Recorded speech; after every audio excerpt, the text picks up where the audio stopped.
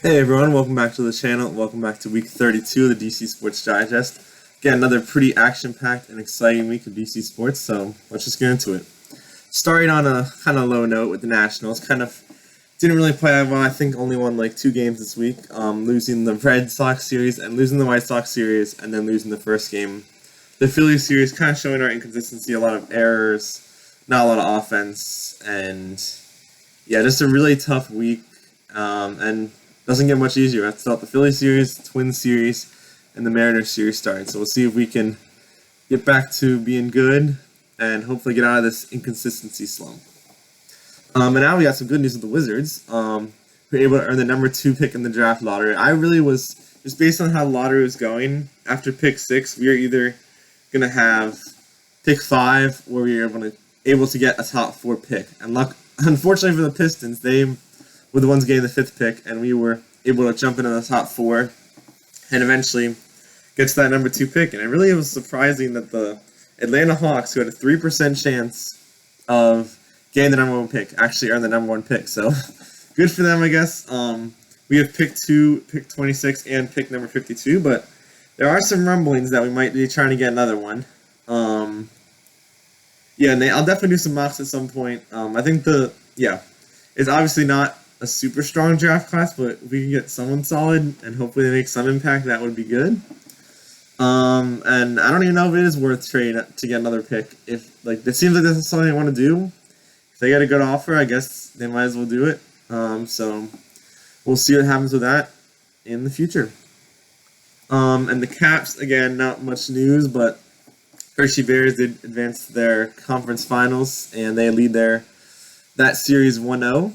Had a huge blowout of the, I think it was like the Hartford Wolves or something. I don't know exactly. I don't know all the teams, but they played really well and have a 1-0 series lead.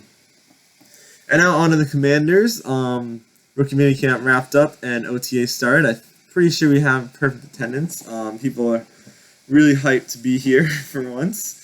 Yes, that's really exciting. Also had the schedule release.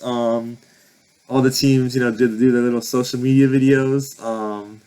Commanders did is it cake or not cake or something like that with all the different teams. So that was kind of interesting, I guess.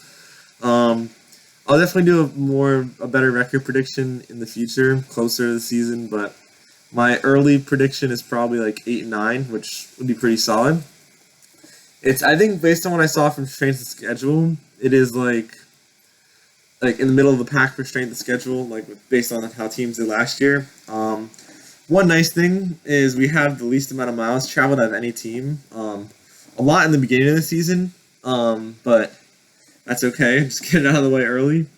And then we also have a late bye week again, which is kind of annoying. But yeah, I'll do some more analysis later. Also, I've been meaning to do this for a couple weeks now, just kind of recapping some news for the RFK Stadium saga. It feels like a big saga because lots going on. So there's some subcommittee of Congress that wants to bring a bill to allow a chance for us to return to the stadium or something. So it passed in the House.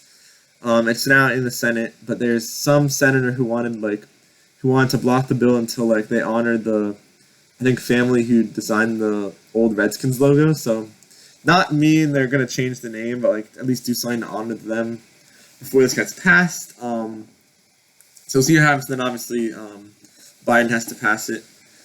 So we'll see what happens. The thing is, they really have a month or so to do it before Congress takes a break before the next election. So hopefully they can get all this stuff situated before then, and then we can kind of start figuring out a deal to get back to RFK. And yeah, I guess if we can start building in the next 2 or 3 years, yeah, it's really exciting.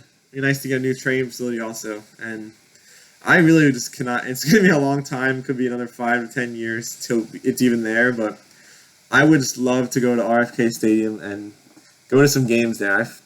Obviously I haven't been alive that long, but I've heard the energy is really great.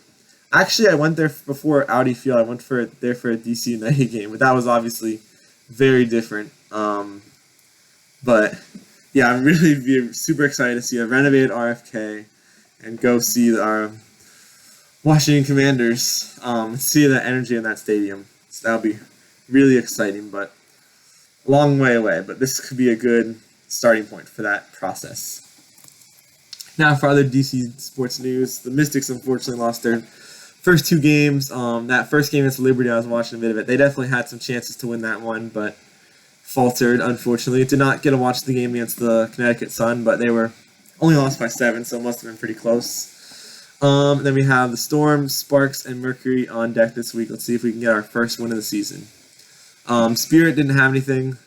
They have a game tonight and then one next Friday. DC Defenders lost to Michigan Panthers. They have a big game against the St. Louis Battlehawks tomorrow. If they want to make the playoffs, they have to really just start doing well. They need to start with a win tomorrow against the Battlehawks. DC United beat Atlanta United, had a bent key hat trick. Sorry, I might have pronounced that wrong. Then we had a blowout loss to the New York Red Bulls. Some typical DC sports inconsistency. Then we got a game against Inter Miami tonight. And that's all I have for this video, so hope you guys enjoyed, and I'll see you in the next one. Bye!